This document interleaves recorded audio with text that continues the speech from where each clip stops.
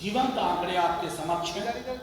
जीवंत आंकड़े आपके समक्ष हैं। चेहरा इसका चाहिए, मेरा नहीं। ये आंकड़े देश भर में होते तो बेहतर होता, लेकिन हमारे राज्य में, और इसने पूरी कहानी बता दी है हमारे विकास की। इसने पूरी कहानी बता दी है कि वंचित और पिछड़े क्यों हर जगह वंचित किए जा रहे हैं, बहिष्कृत किए जा रहे हैं। कि जो विजिबिलिटी है, आप ज्यादा दिखते हैं, उसके पीछे एक व्याकरण है। आप न्यायालय में हैं, आप विद्यालय में हैं, आप विश्वविद्यालय में हैं, आप राजनीति में हैं, आप सड़कों में हैं, आप पत्रकारिता में हैं, तो आप दिखते ज्यादा हैं। जो नहीं दिखते, ये उनकी कहानी। पूरी कहानी लालू जी के समय से शुरू हो गई। 2010-11 एक गणना भी हुई, उसके आंकड़े कहा गया करप्ट हो गए, क्योंकि तब तक मोदी जी आ चुके थे सरकार में, उन्हें ये आंकड़े नहीं चाहिए। फिर तब के नेता प्रतिपक्ष तेजस्वी जी और आपके डिप्टी सीएम और तब के मुख्यमंत्री, जो आज भी मुख्यमंत्री है, ने फैसला लिया सामूहिक रूप से। इस फैसले से परेशानी हुई बीजेपी को। तो प्रधानमंत्री जी कहते हैं गरीबी की कोई जाति नहीं होती, लेकिन प्रधानमंत्री जी, बिहार सरकार आपको ये रिपोर्ट भेजेगी, गरीबी की जाति कैसे होती है, आपको ये रिपोर्ट पढ़ना होगा। सिर्फ सुनने में कोई बात अच्छी लगे, फिल्मी अंदाज में बोला जाए, तो उसका प्रभाव पड़ेगा, ये आवश्यक नहीं है। आप देखिए ऐसा क्यों है कि खपड़े और झोपड़ी में रहने वाले लोग आज भी 40% से लेकर के 70% तक पिछड़े, अत्यंत पिछड़े या दलित। हमारे माननीय विधायक प्रवक्तागण, बातें आपने महीनों से ये सुनी होगी, आज उसकी परिणति हुई। 2 अक्टूबर गांधी जयंती के दिन आंकड़े आए, नंबर्स। आज आंकड़ों के पीछे का जीवन आ रहा है। वो आंकड़े जो कहीं 3, कहीं 5, कहीं 17, कहीं 18, उन आंकड़ों के पीछे की जिंदगी क्या है, उसकी हकीकत क्या है, आज वो सब उजागर है। इससे पहले कि कुछ बातें रखूं और फिर बाद में आपके सवाल में, मैं इस बात के लिए बधाई देना चाहता हूं यहाँ की सरकार को, जिसने बड़ी शिद्दत से तमाम विरोध के बावजूद, और वो विरोध सड़कों से लेकर के न्यायालयों तक हुआ। सिर्फ आपको याद दिलाने के लिए बात कह रहा हूं कि जब मामला सर्वोच्च न्यायालय में गया, तो देश के सबसे बड़े कानून के अधिकारी, जो बिना पीएमओ की इशारे पे वो कोई निर्णय नहीं ले सकते, वो सुप्रीम कोर्ट पहुंचे और उन्होंने अवरोध उत्पन्न करने की कोशिश की।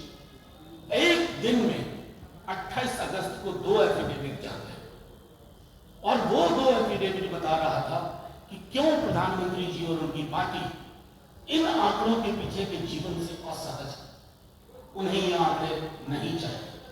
बहरहाल ये जीवंत आंकड़े आपके समक्ष हैं।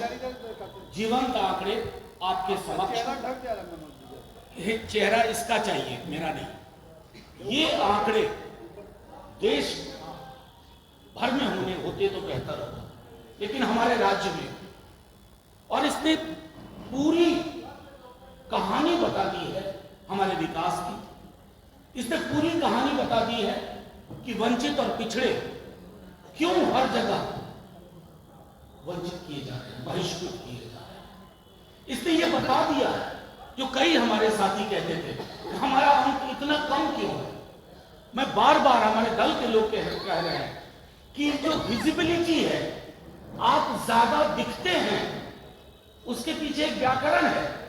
आप न्यायालय में हैं, आप विद्यालय में हैं, आप विश्वविद्यालय में हैं, आप राजनीति में हैं, आप सड़कों में हैं, आप पत्रकारिता में हैं, तो आप दिखते ज्यादा हैं। जो नहीं दिखते, ये उनकी कहानी, लेकिन इनको दिखना नहीं चाहिए। एक छोटा सा सहज गणितीय सवाल मैं आपके समक्ष रखता हूं। 90 और 10 में कौन सा अंक बड़ा है? 90। जो अंक बड़ा है और जो अंक छोटा है, उसके बीच में समन्वय होना चाहिए। 10 90 पर क्यों भारी पड़े, उसको कमतर करने की क्यों कोशिश करें? 90 को 10 से वैमनस्य नहीं है, लेकिन 10 को 90 से वैमनस्य भी नहीं होना चाहिए। तभी आप राजनीति के समावेशी चरित्र को देख पाएंगे। हमारे प्रधानमंत्री जी कहते हैं, परेशान थे थोड़ा वो जातिगत सर्वेक्षण को लेकर के, और इसके लिए जो पूरे देश में आवाज उठ रही है। पूरी कहानी लालू जी के समय से शुरू हो गई। 2010-11 एक गणना भी हुई, उसके आंकड़े कहा गया करप्ट हो गए, क्योंकि तब तक मोदी जी आ चुके थे सरकार में, उन्हें ये आंकड़े नहीं चाहिए। फिर तब के नेता प्रतिपक्ष तेजस्वी जी और आपके डिप्टी सीएम और तब के मुख्यमंत्री जो आज भी मुख्यमंत्री है, ने फैसला लिया सामूहिक रूप से। इस फैसले से परेशानी हुई बीजेपी को। तो प्रधानमंत्री जी कहते हैं गरीबी की कोई जाति नहीं होती। ये सुनने में बहुत अच्छा लगता है, लेकिन प्रधानमंत्री जी, बिहार सरकार आपको ये रिपोर्ट भेजेगी, गरीबी की जाति कैसे होती है आपको ये रिपोर्ट पढ़ना होगा। सिर्फ सुनने में कोई बात अच्छी लगे, फिल्मी अंदाज में बोला जाए, तो उसका प्रभाव पड़ेगा ये आवश्यक नहीं है। आप देखिएगा ऐसा क्यों है कि खपड़े और झोपड़ी में रहने वाले लोग आज भी 40% से लेकर के 70% तक पिछड़े, अत्यंत पिछड़े या दलित सरकारी नौकरियों में नगण्य हैं। 1%, 1.5%। ग्रेजुएट कौन किस जाति से है आप देखिएगा, संख्या 2%, दहाई नहीं पहुंचती है पिछड़ों, अत्यंत पिछड़ों, दलितों में। मैं तो बड़ी बात भी नहीं कह रहा हूं कि मंत्रिमंडल, केंद्रीय मंत्रिमंडल, केंद्रीय संस्थान, मैं तो वो चीजें दिखाना चाहता हूं इस रिपोर्ट के माध्यम से माननीय साथियों, जिस रिपोर्ट को प्रधानमंत्री जी को पढ़ना चाहिए, पढ़ना ही नहीं चाहिए, इसके आधार पर अपने फैसले लेने चाहिए। गरीबी अमीरी, मैं कुछ चैनल्स को भी देख रहा हूं कि फलानी जाति में इतने प्रतिशत गरीब है। आपको यह बताना चाहिए कि उस जाति में जितने प्रतिशत गरीब हैं, उतने प्रतिशत अमीर, पिछड़े, दलितों और अत्यंत पिछड़ों में है। दहाई का आंकड़ा नहीं छूटे। तो अभी भी इस आंकड़े को मैं आग्रह करूंगा तमाम लोग गले लगाएं, क्योंकि मैं देख रहा था कि अमित शाह जी आए थे 2-3 दिन पहले दिल्ली, पटना,